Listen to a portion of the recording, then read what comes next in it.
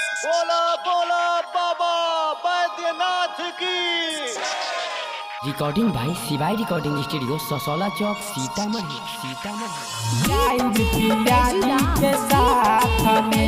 अभी आप सुन रहे हैं इस आरएस फिल्म्स की शानदार प्रस्तुति।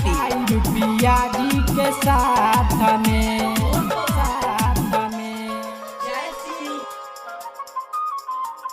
जल ढारे देव घर नगरी जाइब राजा जी के साथ में, जाइब पिया जी के साथ में,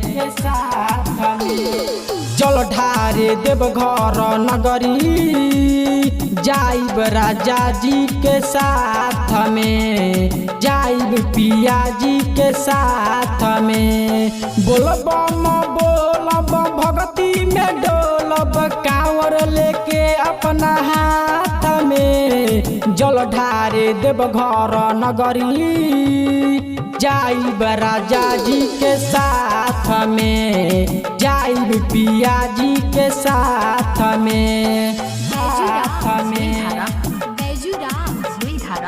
जाइब पिया जी के साथ में। अभी आप सुन रहे हैं इस आरएस फिल्म्स की शानदार प्रस्तुति। जाइब पिया जी के साथ में, लहसुन प्याज छोड़नी महीना दिन पहिले, साच साच बात सखी तोहरा से कहिले, तोहरा से कहिले, तोहरा से कहिले। लहसुन प्याज छोड़नी महीना दिन पहिले, साच साच बात सखी तोहरा से कहिले। बुक भइल गाड़ी कैनी तैयारी जाए खातिर खुलिया जी रात में, चल ढारे देव घर नगरी जाइब राजा जी के साथ में, जाइब पिया जी के साथ में, जाइब पिया जी के साथ में, चल ढारे देव घर नगरी जाइब पिया जी के साथ में। अभी आप सुन रहे हैं इस आरएस फिल्म्स की शानदार प्रस्तुति। जाइब पिया जी के साथ में,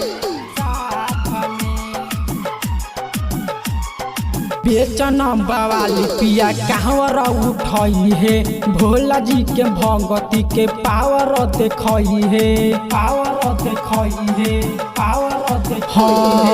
बेचन बवाली पिया कांवर उठई है, भोला जी के भगती के पावर देखई है।